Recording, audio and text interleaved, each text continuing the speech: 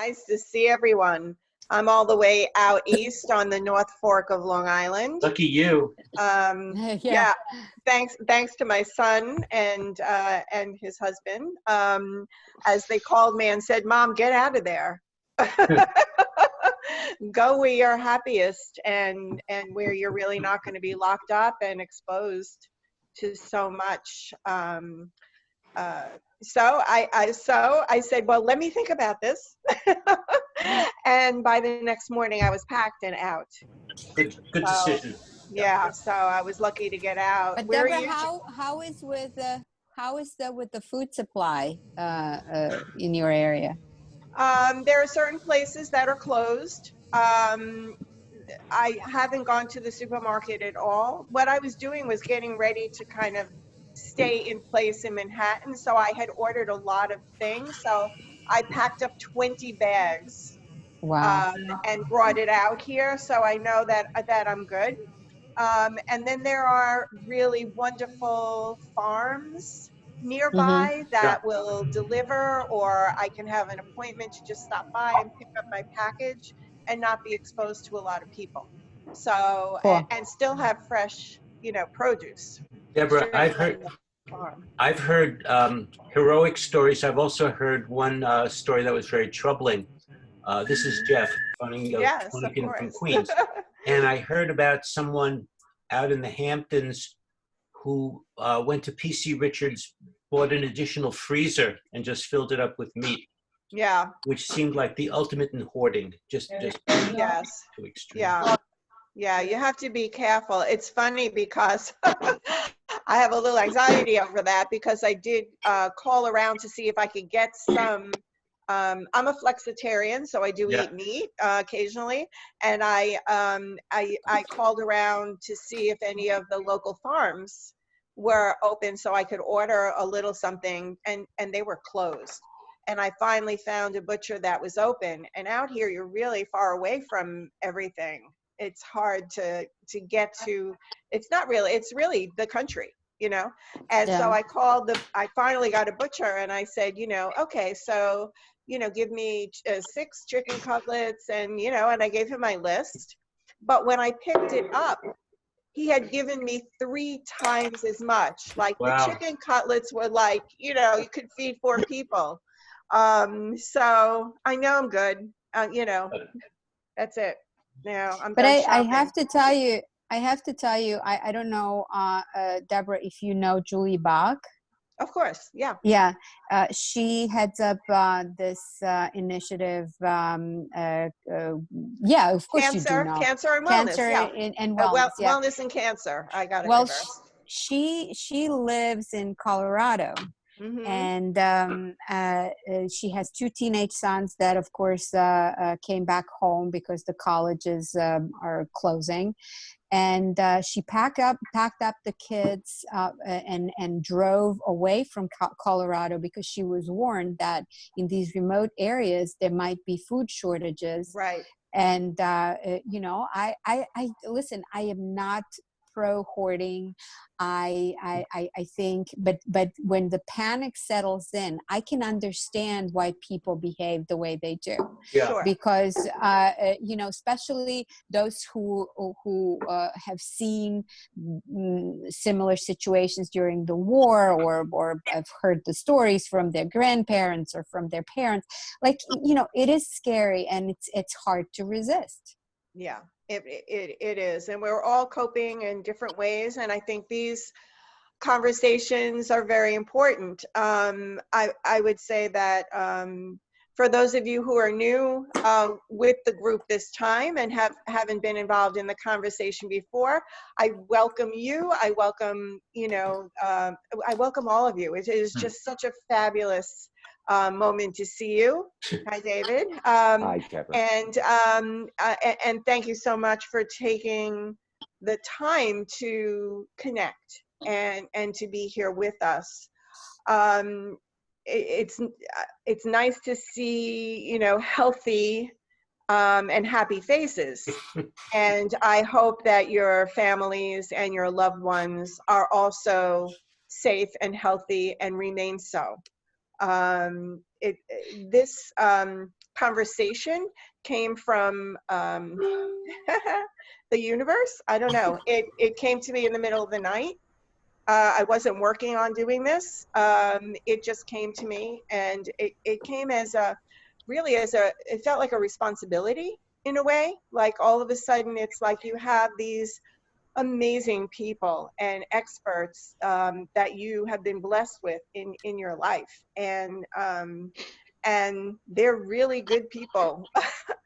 And this is the moment to really share that, and to share my knowledge and experience and the gifts that I've been given all the way around, and to kind of create this tribe of people with their own gifts and bring us all together. There's nothing that we can't do. And most importantly, to support ourselves, to support each other in this moment of crisis. And so I thank you all for being here. I want to start this officially off by introducing Jamie Denier, who is my son. He is our headliner today. And I can't rave enough about him. He is executive producer for Universal, for the Sci-Fi Channel. He is an amazing writer and has written for both TV and film. He's a filmmaker. And behind everything he does is a purpose of making his imprint on this planet and on humanity, to open them up, to have them think about things in a different way, from a different perspective. He is the most loving and caring human being on this planet. And at the same time, he has his own opinions about things, and he will let you know. So I'm going to give the stage to Jamie Denier and let him share with us a little bit about what his life is like and what is before and after the virus. Absolutely. Thank you, Mom. I'm honored to be here and see all of you, some familiar faces, some new faces. But what an amazing opportunity to just share my own story, my own experience, and leave it to, everyone hearing the story to extrapolate how it informs their life. We all have our own experiences, and one perspective that I think I might be able to lend in telling my story is that I chose this sort of almost self-quarantine style life. I mean, yes, there's a few things I can't do that I used to, but I was a staff writer on a show called Parenthood on NBC back in 2013, I think was the last time I worked in that setting. My version of the coronavirus was the energy of Hollywood. And I had to protect myself from it. And it sent me on a very long psychological journey to adapt my thinking, to adapt my life to one where I'm not getting constant feedback all the time, where I have to self-soothe, where I have to be my own best friend, where I can no longer actually, oddly enough, feel guilty for enjoying the choice that I made, recognizing that that was actually what was going to be best for me. There's a think-like mentality that was in that writer's room that maybe can be extrapolated to a larger perspective on society of what life is supposed to be like. Now, mind you, not everyone can do their job from home, nor should everyone do their job from home, or we would be in a lot of trouble in the long run.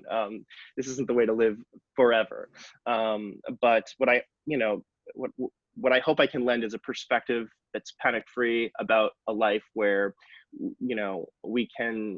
we have to sort of exercise and a practice of finding the answers, within, and to create our own universe as much as possible and what can be controlled. As a creative person, that has been my savior before the coronavirus. And I think with everything that's going on right now in the world, I'm realizing just how much it is my savior. And it is something that I recommend to my friends and family. It's like creative outlet is an escape, just like writing is for me. And it allows you to go into another world. And I think there is something to be said for once a day with everything going on, living a portion of your life that's not about the virus as much as possible for our own mental health. And, you know, I'm very privileged to be able to have a job that is about that kind of creative output, and it asks me to escape, but I don't think it has to be necessarily one's occupation in order to pursue those creative outlets that do help re-engage, you know, engage the brain in a new way. So that's sort of my general thing. Is I've been living this life for about 7 years of working from home. I'm fortunate to have my husband and my dog, so I'm not just alone and isolated in the world, but you know, it is a lifestyle. And in many ways, I've felt in the past, again, this kind of ties into the guilt of your life choices. People get up and go to work from 9 to 5, you know, and here I am, and I'm creating my own schedule. And am I doing something wrong? Is this okay? You know, I've always kind of dealt with that, and sort of to be in a time where I'm seeing people really struggle, and understandably so, with making the adjustment to living a different kind of life for the time being and trying to make the most of it.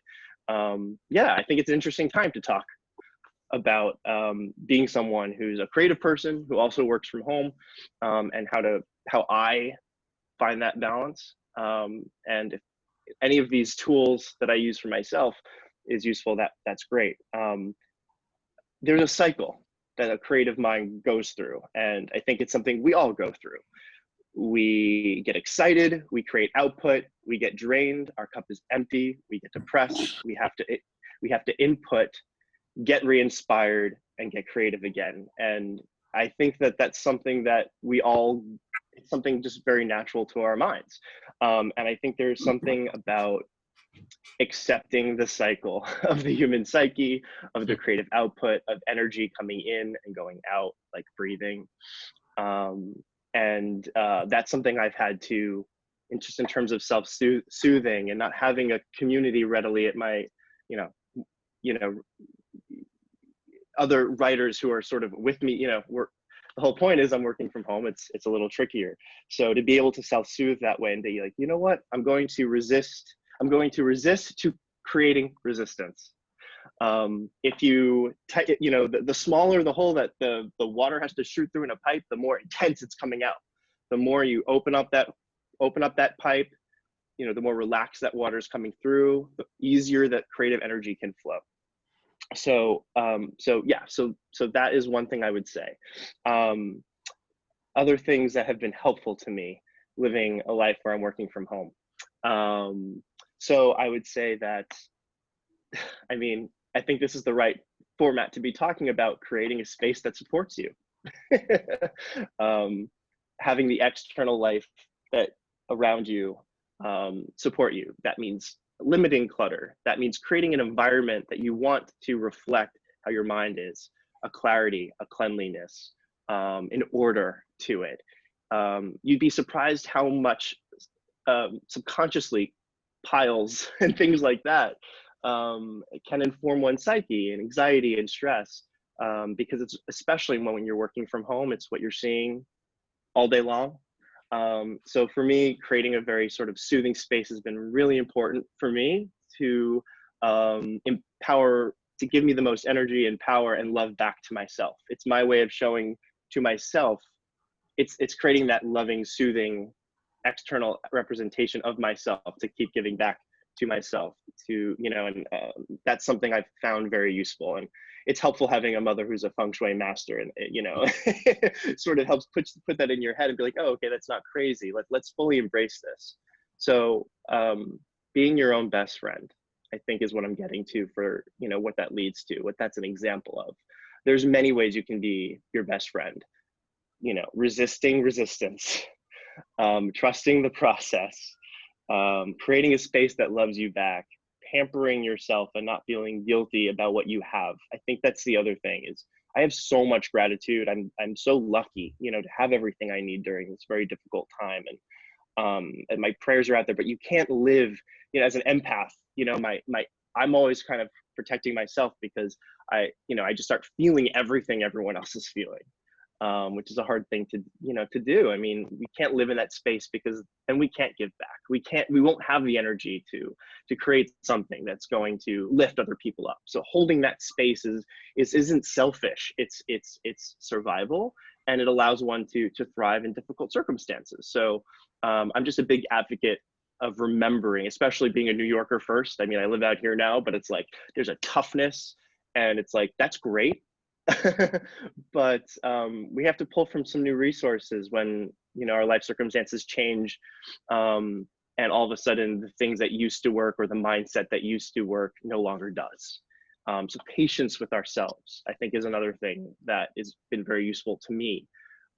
When you're stressed, when you're thinking overly, you know, coming from a place of fear, creativity shuts down. And I think that applies to beyond just screenwriting, but just because of other areas of my life. But anything that personally I can do to decrease my stress, to change my perspective, because cups are half, you know, when a cup's half full, right? It's like there's two ways of looking at a situation. I think if you're trying to create output from working from home, like I can't emphasize enough, trying to bring down that stress level, trying to bring down that panic level. And for everyone that's different, you know, Epsom salt baths might be your way to go. But for me, it's something I'm constantly keeping track of because that balance creates my output. A lot of writers say, create a schedule and stick to that schedule, you know, as if like writing is like this struggle. I love writing. Writing is my outlet. It's what I would do whether I was paid to do it or not. It's not my perspective on it. And with that comes a trust that I'm going to write. I don't need personally to have that kind of schedule. So in a time where we're talking about structure, which is so important to get through every day and create a regimen that can supplement the regimen that we're used to. When it comes to creative energy for myself, I call it the non-structure structure. This idea of leaving room in your day to free associate, to free think, to think about nothing and let an association of two ideas come to you. There's been a lot of studies on this about what the brain needs in order to creatively think. And you need to be out of survival mode. And so again, with that stress thing, anything that you can do to take yourself out of stressful mode. And look, it's a luxury to not be in survival mode, right? And a lot of people are in survival mode right now.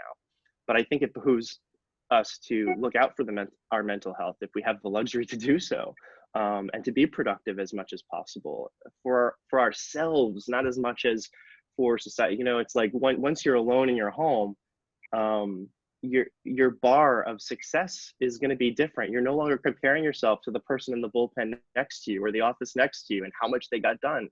We're all in this together now, you know. When I call up a friend or family and say, what's up? I know what's up, you know, and there is something in a weird way that's de-stressed me in knowing that we're all struggling with the same things. You know, some of us more than others because of just the nature of some people working more from home than ever has in the history of mankind. But regardless, it's still a very stressful time. And I think that allowing ourselves to accept that we're all in this together, we're all going through the same things, which is why this is so incredible, is a gift because it's not something I personally ever had. So that's a post-coronavirus thing that's new. Being your own best friend. Let's see. Oh yeah, when you're living with other people, that small thing. Healthy boundaries I've found to be very useful for decreasing stress. And this isn't an issue for everyone, and it's sort of I'm very lucky it just sort of naturally happens for me, but I know it's something that's really important, which is making sure that in your self-isolation with others that you have your own space, that you have your own time, that you have the ability to separate from the energy of whoever else you're in the house with. It's not always easy if you're a single mom, you know, and sharing duties. But I do think that having the mindset of trying to carve out that time and recognizing that that kind of time is valuable and important and will give back to your family is really important. I know for myself, when I have that time to get in my headspace, to do what I have to do, I can show up better for everyone in my life. So that's something I've developed over the last 7 years as a useful tool. I think there's also one last thing I just want to sort of mention, and if there's any questions or anything, Mom, I'm happy to answer. And you know, I'm kind of just rambling, so I apologize. It's more conversation style, but I would say as a creative person, my other thing that I have found very useful for myself is having multiple creative outlets, to have at least more than one project to allow an energy to flow. Again, like breathing, so that when you can put one thing down, you can pick up something else. They don't have to be the same mediums. They don't have to be the same part of your brain. Probably better if they're not. For me, I'm usually working on a TV show or a movie, and to get personal, I just, you know, turned in my second draft of my network pilot to everyone at the network, which it's a show potentially for the Sci-Fi Channel, and potentially Peacock, and it's very high stakes. It's a big moment for me. You know, it's the furthest I've ever gotten, and it's like, what happens after you turn in that creative project if creativity is your form of income? You know, so I always have that other project, whether, you know, right now I'm working on a movie and it's like tonally very different than the other project. And so it's refreshing and it restores me and it keeps me from having that major dip. And I think that's separate from going through the process. You can't avoid the cycle that I talked about when I first started talking, accepting that cycle. But within that, I have found it useful to have more than one creative outlet. And it's I call it my medicine. I'm very lucky to have my medicine be my job. You know, I'm of the mind at this moment in time to try to enjoy this time as much as possible. You know, there are really amazing things that are coming out of us having this opportunity to provide this civic duty of having to stay home. And when there are small pleasures in life to enjoy in this unusual setting and time that we're in, to enjoy them, that's part of our job, to find the joy and to not feel guilty for having those moments of joy in our life. I feel like we owe it to each other to do that, and to not underestimate how much it restores us and keeps us going as a fuel. So those are, oh, one last thing, sorry. I was just talking to my husband last night about this. We were out on the balcony and just reflecting. It's his birthday today. And, you know, like this is not the year we expected, but what are the lessons that might be coming in the next year? And for me, one of the things I sort of landed on was childlike behavior, you know, a childlike mindset. Maybe that's what I mean when I say enjoying the little joys of life, of changing our perspective. We have a dog. He doesn't know what the hell's going on. All he knows is his two dads are home more than ever. He's so happy. You know, I'm working on a young adult pilot, and it's all about embracing the young and youthful energy, and being home and not in a work setting does kind of bring us back to childhood when we were mostly at home and had to use our imaginations and behave like children. And very, very much my job depends on me thinking like a child. And I'm sort of realizing that all anew at this time. So that's another word I'd like to say is childlike at this time as much as possible. So yeah, those are some points I wrote down for you guys. That's great, Jamie. Thank you so much for sharing all of that. And I know that this really touches everyone, as we are all in that position that, you know, we have spoken about personally for years, as your job, you know, causing you to be pretty much in, you know, as isolation of your by what you have chosen to do with your life, or what you have been chosen to do with your life. Would you share a little bit of inside information about entertainment while we're all stuck inside and we don't know what to choose to binge on and why? I know that you created a big list, a pretty big list. If you could just give us a few of your favorites, and we will make Jamie's lists of preferred and recommended entertainment available on our page after the meeting. So you'll be able to take a look at that and make your choices. Yeah. So as a storyteller, it's a really interesting time because it's sort of like, well, what are people going to want to watch? And turning on the TV, it's like, well, what doesn't feel tone deaf anymore? You know, there's so much, even commercials, like travel commercial, like, Jesus, you know? So it's a really interesting time that way. So the list I put together are a bunch of things that I think either feel good or feel like they will resonate at a time if we're not necessarily in a great headspace, but want to feel to be met where we are, which I think is sometimes just as important. Sometimes we just don't want to watch something happy if we're not happy. And I think that's fine, should be accepted. And we should like lean into that, you know, again, you know, non-resistance. But I personally, on that list, you'll see a bunch of things there, you know, there's just, you know, and people have such different tastes. So I've supplied, you know, things that can work for different people based on where they are. And it's sort of, I gave some words for each show that sort of explain, you know, for people who haven't touched them, you know, what they're bringing to the table at this time. Yeah, so, you know, what remains relevant for me personally and my own taste. There are a couple things that are currently on the air that feel incredibly prescient, like it's just right there, it's right where we are. And you know, Avenue 5 on HBO.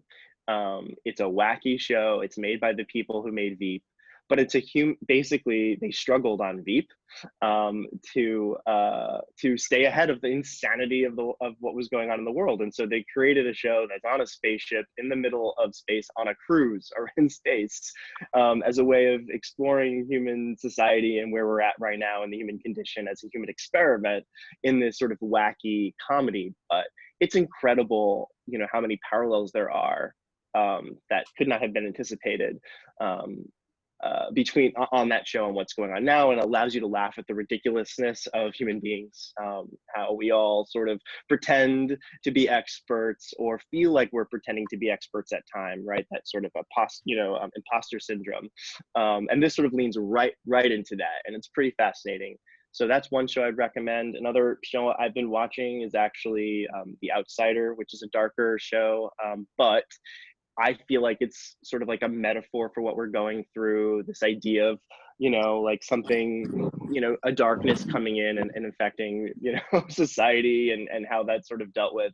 And the acting's great and the production value is great. So for me, I'm sort of being drawn to things that somehow speak to me or are saying something about where we are now. But like I said, being reminded of her humanity, being reminded of what matters, all of those kinds of things are really important right now. And on my list, you'll see shows like that, you know, or just feel good, things that we don't have to think when we're watching. But in terms of where Hollywood is at right now as an industry is a separate issue. You know, obviously all productions are shut down everywhere. There is no real sense of when things are going to be getting up and running again. However, the insight that I can provide is, you know, I had a network call with all the executives at, you know, the USA networks, and they're all still working from home and developing and planning their slate and planning to shoot whenever that's going to be. They're just calling this a delay. So there is still a forward movement of developing new projects, which, you know, if that's the directive, it puts as a, you know, as a writer, it puts one in a very healthy mindset of like, okay, well, things are still going even though we can't shoot. I'm very fortunate to not have a show that was in the middle of production, or, you know, like some people were not as lucky and might not survive this, you know, this transition time. Luckily, I'll, you know, there'll be a finished pilot probably when this is all over, and then some months, you know, and then we'll see what happens. So, you know, we're all dealing with the unknown. So that's something to take into consideration. But there were a lot of industry things going on right before this happened, including a potential pending strike because of negotiations between the Writers Guild and the studios. That's been put on hold and pushed off, it seems like, pretty indefinitely, until this is all resolved. So that's in limbo, which, you know, I think lowers stress among writers for the moment. And then And then the other thing that's been going on has been this war between agents and writers. Basically, there's been this conflict where agents make more than just the money they make from the percentage from the writer, and that's created a conflict of interest. And a lot of the top agencies, a lot of the union made us fire our agents until each individual agency signed a new deal with the guild that addressed that. I'm one of the lucky ones, my agency did. But what you're starting to see now is some of those larger agencies, because of the timing of what's going on, are signing 5-year contracts like Paradigm just did yesterday. So there are some pending lawsuits that would keep others from, joining in and re-signing signing a contract right now with the guild. But I have a feeling that that's the direction things are going to go in. That lawsuit might get dropped, et cetera, because of the time that we're in, and depending how long this goes on. So yeah, there's a lot of unknown, but there's signs of movement continuing in the business. It's not totally shut down, even though production is. Yeah, and I think that I was talking to Denise earlier this morning that we're finding the same thing, that although at the very beginning of this, we might have anticipated that everything is completely at a halt, but instead we're being contacted for a whole bunch of different things. And one of them is, Well TV is just offered to give me a TV show.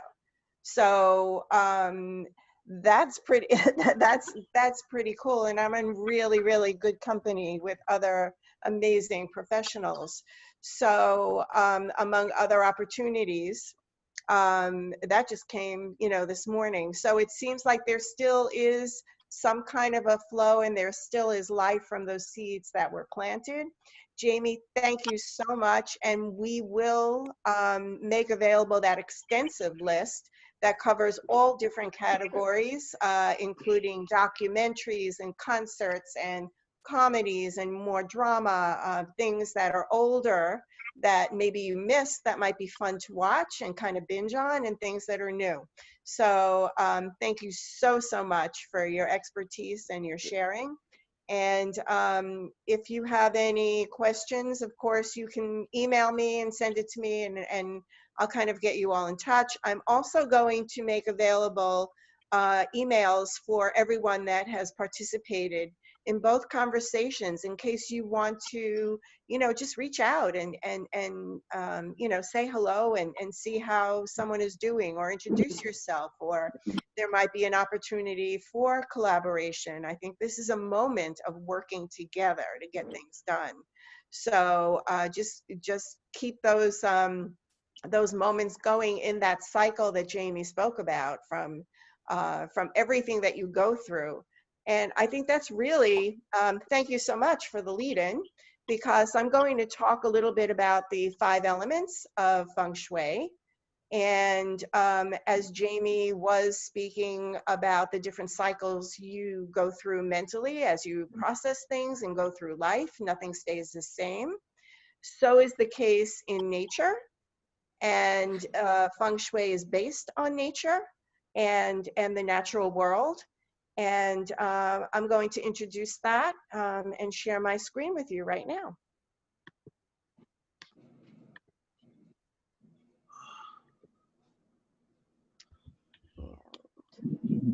Let me get, there we go. So welcome. So first I'm going to talk about fire energy. Here you see in nature the sun. You see all of these beautiful hues of reds and yellow and orange, and this brightness, this light. Fire represents the season of summer. And as we go through our lives, we go through certain periods that are summers, that we feel warm and passionate and very turned on by an idea. We kind of light up that light bulb, above your head that you see in the cartoons, the fire energy. And this is also in your interior spaces. So when we talk about the interior spaces, there are certain things that would represent and symbolize fire. And we're going to show you a little bit about that. This is wood energy. Wood energy is a rising energy. It's like you planted the seed, but now it's starting to sprout. Sometimes underground, you can't see it, but it is rising towards the sun. This rising energy is wood energy. It is the spring. It is new beginnings. It is rebirth.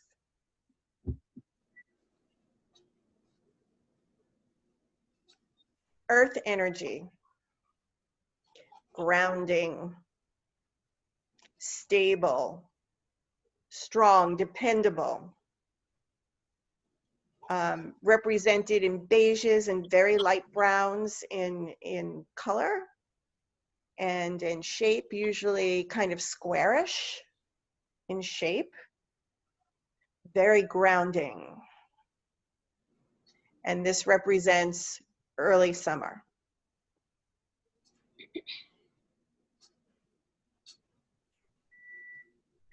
Metal energy, white, pastels, metallics of all kinds. This is late fall, and I'm sorry, I misspoke before. Earth is early fall or late summer, and metal would be the season of, you know, late summer, the beginning of fall. It also is the shape of arches and soft curves. So you see in this photograph, this soft curve, and it doesn't matter which direction it is. And if you look above in the sky, you can see almost a cloud stream that looks like an archway. And all of these are interpreted in architecture and design.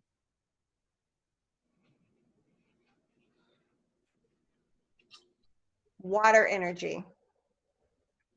We are kind of in a water energy moment right now. As spring is just upon us, we're still feeling very wintry in a way. As this element represents going within, going deep, sometimes too deep. Got to be careful, got to, you know, kind of keep that balance. As Jamie also spoke about the cycles of the mind, right? So don't, you know, prevent yourself. Yeah, acknowledge where we are right now and what this moment is. But maybe that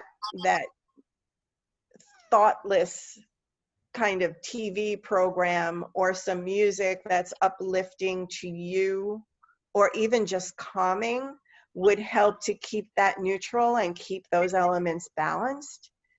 In design, the wintry water energy is dark colors and irregular patterns, or irregular, not a pattern. And I'm going to show you now what that looks like when we're doing our work. So this is a project that we did for Mass Mutual. And it was Mass Mutual Tri-State, which is in New Jersey. And I'm just taking a little tiny section of this project to show to you. And it looks like this. It's kind of the communal kitchen area. And the reason why I chose this was because it was a very simple way of showing what metal energy and water energy looks like when we are working on it in the inside at EcoChi, and the kinds of things we have to think of. So on the right-hand side, you can see those kind of crossing lines, looks like a sliced pizza pie. It's actually a Lopan compass reading, which will give us our directions, and then I have to go back and analyze the energies that are going through this space, is it auspicious? Is it lucky and good for this property and what the interiors are going to be used for? Or is it inauspicious? And then after that analyzation, then I bring in the elements that are needed. And in this area, water and metal are needed. So I'm just going to briefly show you a whole bunch of options for the same space and how it can be interpreted differently. So here, the water element in the art is, you can see that there is no pattern in these art pieces that you can see visually when you're looking at it. It's not a box, a circle, a box, a circle, a box, a circle. It's kind of irregular. And that would be water energy. The seats here in this dark blue is also water energy. And the dark floor, because it's a dark color, would be water energy. And metal would be all of these light colors here and the metallics that are around. Now we take the same section and look at it in a different way. Let's interpret if we brought water and metal energy in here in a different way, what would it look like?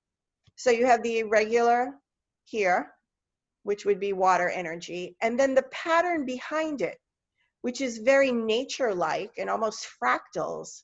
However, when you look at it really closely, again, there is no proportions here that is a pattern-like and makes it very watery. There's a lot of movement in it. And then so are the chairs, which is a light pastel color, which would be metal. The light colors here. The actual color of the wallpaper is metal, so it's metal and water together. And so another example. Here we take the same spot again. And you have the, what we did was the darker chair, which would be water energy here, and all of these swatches here of metal. The pattern up here, again, is a watery pattern because there is no pattern. So maybe, Jeff, you can help me. We'll think about what's that word I should use instead of pattern when it comes to water energy. And again, so we have actual metal here, the light colors, water energy in the seats, and also in the floor.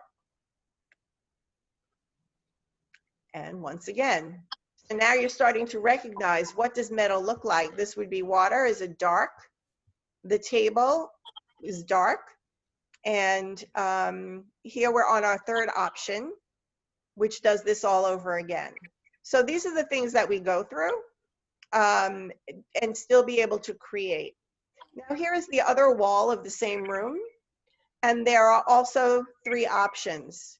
And I'm sure by now you can recognize where the metal energy is and where the darker areas are that are water, and maybe a pattern that's kind of watery. Here's the same, only we changed the lighting fixtures. Very metal. Is a kind of curvy and white. And here, just out metal and white. The dome representing the shape of metal energy. And I believe this is the last one. Water energy here with the dark fixtures. Again, this watery pattern and the very metal color palette here, and water energy on the bottom. So we put this together so you could see on option 1 here, option 2 and option 3, that's all the same wall in the room. And here's the other wall of that room and the third wall. So you can kind of put together, if you cut them out and put them together, you could actually put together that room or do it in our software.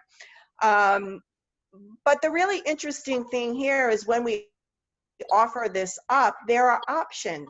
So if you really love this, but you want to mix it with this, and then, you know, this happens to be your favorite here, you can kind of mix and match the room. It is all designed to go together, but to give options. And that's really the way we work. So I hope that was fun for you, the inside share. Now I'm going to introduce Denise. She's Vice President of EcoChi. She has been with EcoChi for 7 years. She is, she's my right hand, and worked very hard with me to create last year the EcoChi Vital membership. And with that includes a whole bunch of content and information that we make available to our members. And Denise is going to share one of our VitBits with you and tell you a little bit about that. Hi, everyone. All right, so I'm going to share my screen now. Bear with me for one moment. So as Deborah mentioned, last year we started our EcoChi Vital membership, and we also had 2 summits last year. One of them, our most recent one, in December. So the VitBit I'll be sharing today was actually presented at our December summit. And what VitBits are small, vital bits of information. They cover an array of categories and topics from various industries. And this really came about from Deborah and I doing our work together. You know, us coming from different backgrounds, different industries, but ultimately working on design projects together. And coming across all of this just wow information and research, you know, mostly for our projects at the time. And we said, you know, how amazing would this be to really share this, wow other people, and then get their insights, their perspectives from their various industries. So at our summits, we have presenters. And for this summit, we were lucky enough to have Edie Weiner present this VitBit for us. She's president and founder of Future Hunters, which is top in trends analysis. So today I will be doing my best to follow in her footsteps and present this to you. So the VitBit was titled Collaborative Telepresence and Poised to Rattle the Status Quo. So we had a really interesting conversation and discussion surrounding this in December. And one of the reasons we wanted to bring this up is Deborah and I kind of couldn't stop thinking about this. We were almost talking about it a couple of months ago and how relevant it was. And to talk about it today in the situation that we're all in it's changed. So we'd like to kind of bring this topic back to you all today and kind of re-look at it through a different lens. And so this article really presented top 10 new technologies for the future. And we focused on number 6, which was collaborative telepresence. So we're all familiar today with FaceTime and using that with our families, now using, you know, virtual meetings for work, and even how we used that before coronavirus and before we were all working from home. And so we're familiar with that, but this really talks about the possibilities of virtual reality and really taking these video chats, this kind of FaceTime, to the next level. So not just engaging sight and sound, but also engaging with other senses such as touch and even smell. So you can take this kind of technology we're all experiencing and bring that to the next level and engage even more senses. And for us right now to rethink about this and to know that a couple of months ago, we were talking about how this is, you know, 3 years away possibly of technology. And to think about it now when people are in isolation, the use of all these virtual meetings has completely skyrocketed. And to think about how people who are feeling isolated now want that sense of touch and how helpful this technology would be in this moment, we could possibly almost be closer to really having that be our reality because of what's going on right now. So it was interesting to think about a few months ago, and even more necessary to think about now. You know, how amazing it would be to be able to feel a hug or a kiss from someone right now. You know, being able to see people's faces and see everyone smile is already such an impact on our emotions right now. And to see some different faces from, you know, the ones you're surrounded with possibly currently, but to really engage the other senses and not forget about those. And the fact that our technology was already exploring this before all of this, so we could possibly be even closer to that. And so this is our, you know, we do the VIPITs and we do an abstract on it. So this link and more information tied to this, we will make available to you on our reference links on our Vital Conversation page, which is on our website. And so all this is under Vital for EcoChi. So we'll be happy to share this with you if you want to get more information on it, but we definitely wanted to bring it to light again. And it's, you know, just validation that everything we're talking about with our members can constantly be, you know, seen in a new light, a new perspective, and offer help in different ways. So. Yeah, I would say that this is, I'm sure there are a lot of people on this call and a lot of people in this moment that are going through something very similar personally that I'm going through. And that is that I hear a lot on a lot of these meetings that I'm on, I hear a lot of people talking about, you know, isolating yourself from the people that you're kind of stuck in with, you know, your family members that usually you only see a few hours a day because everybody's busy doing their own thing and now you're forced to be together. But how about the people that are by themselves? And what is that like? And that happens to be my situation. I'm isolated by myself with my 17-year-old little poodle.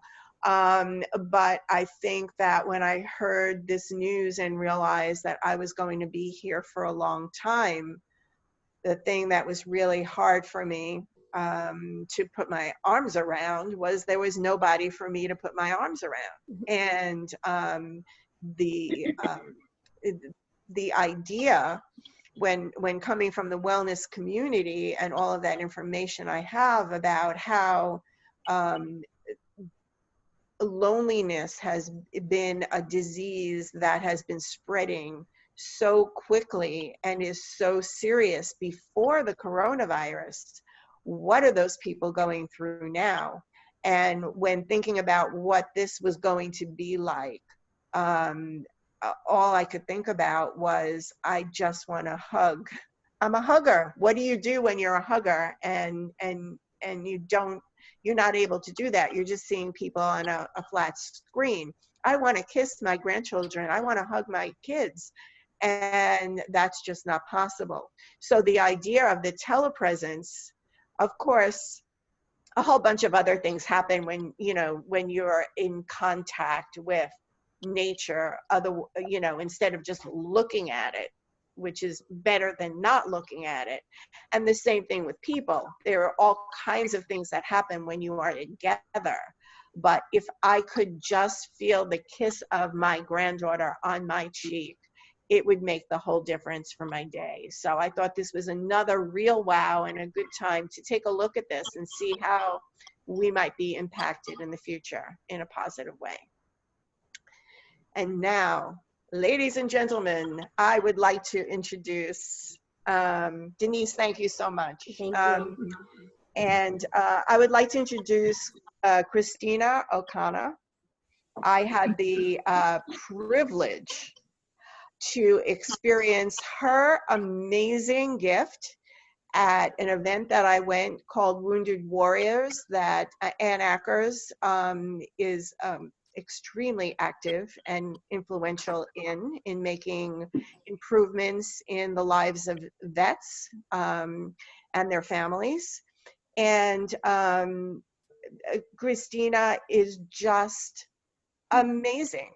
And I'm just going to let her do her thing and introduce herself to you all. Christina, take it away. I can't wait. Thank you so much, Deborah, and thank you, Ann Akers, for introducing us. I'm really excited to be here. And Jamie, I loved learning about what you do. It's interesting. I'm a creative myself as well as an empath. And I've been practicing actually massage therapy for over 16 years and a professional singer for over 20. And so recently I'd merged the two careers to create what more like a musical guided meditation. So I can use my music to help people calm and nurture, because through my massage practice, people are so stressed. And once again, like you were saying, Deborah, is the need to be touched is so healing, to have that feel safe for someone to touch someone and in that way. And it's been fantastic. So today I'm just going to lead us all into just a short little 7-minute musical guided meditation. And I decided to do my aligning with your life purpose one only because we are all professionals and are obviously coming together to come together with some ideas to improve our businesses as well as making the world a better place. So, alrighty. So, is everyone ready? Yeah. All right. So, I'm just going to invite you all to just find a comfortable place. You make sure you're sitting comfortably and close your eyes if you're comfortable to do that, and take some nice, calm, deep breaths in through your nose and out through your mouth.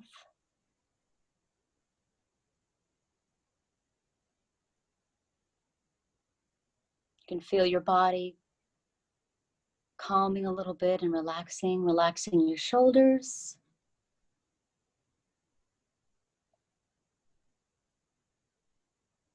And sinking your body into your chair.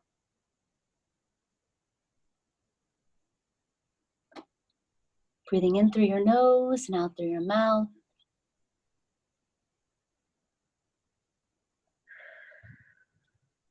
Now see yourself at the entrance of a vibrant garden. You can smell the sweet fragrance of wildflowers. And you notice a small sign hanging on the gate door, and written on it, it says, Gratitude Garden. Gratitude is the magic ingredients of miracles and the key to enter into the garden. So in order to enter, place your hands on your heart and take a moment to reflect on all the things that you're grateful for. Maybe a cherished pet, friend, your health.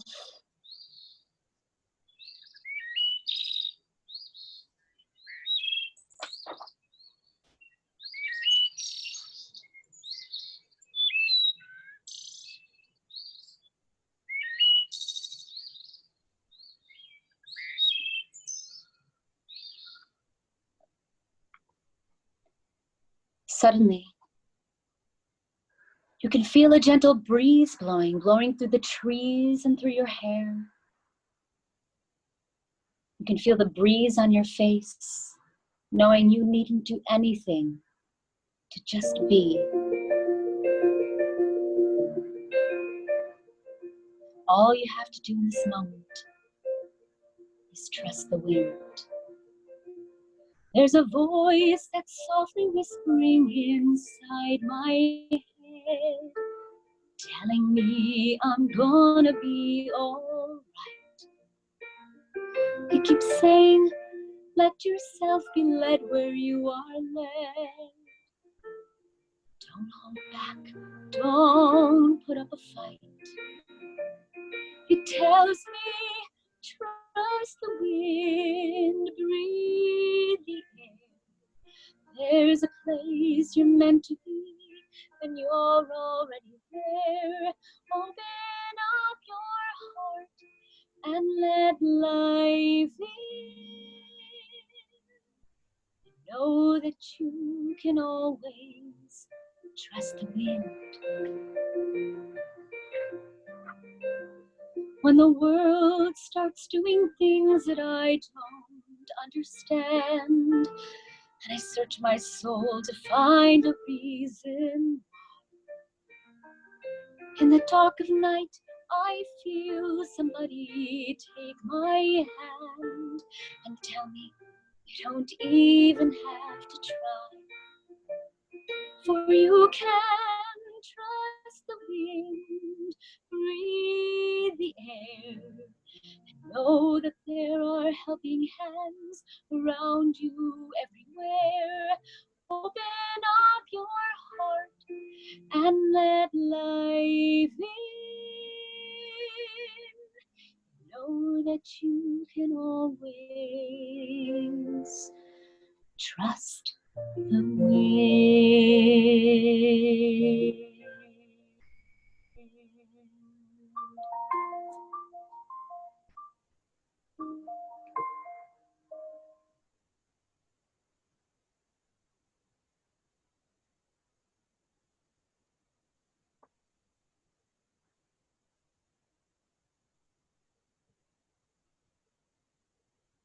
You walk further into the garden and notice a large, tranquil tree up ahead. You decide to walk toward it. You look down and you see a pile of acorns. You pick one up. You open your hand and stare at it. Can you feel the power of life in this tiny seed? This tiny acorn can grow into the mighty oak, and you too are just like the acorn, holding within you unlimited potential. You decide to sit under the mighty tree to take a rest. Notice what you sense and stay with your experience for a moment.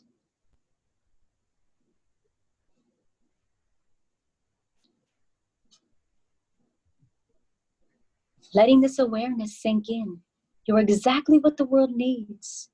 You hold within you divine ideas to shift the world into one of cooperation and unity.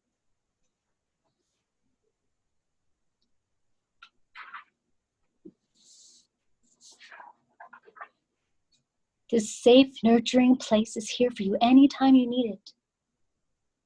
Deep inside your heart and only a breath away. It is time to go. You leave the tranquil tree, walk back through the gratitude garden and out the garden gate. You close it behind you, feeling so relaxed. Take a calm breath in through your nose and out through your mouth.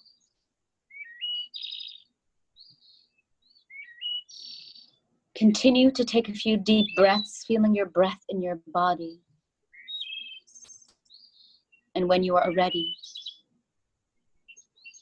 open your eyes and return to your waking life, feeling so calm and ready and excited for what's ahead.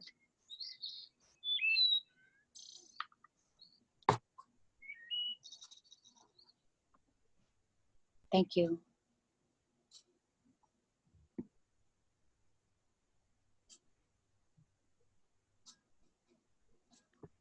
Thank you so much, Deborah. Namaste. No, thank you. Thank you for blessing us with your amazing gift. And wow, just beautiful. And take this moment to thank you all for joining us today and taking the time. I hope you will come and meet with us again next Wednesday at 11 o'clock Eastern Standard Time. And I'm here for you, and reach out anytime. Just wishing that you stay healthy, that everyone that you love, your friends, your family, that you all are well, and somehow find a way of having your moments of really thriving during this period and connecting in ways that you never thought were possible. I'll see you on next Wednesday. Thank you. Thank you, Deborah.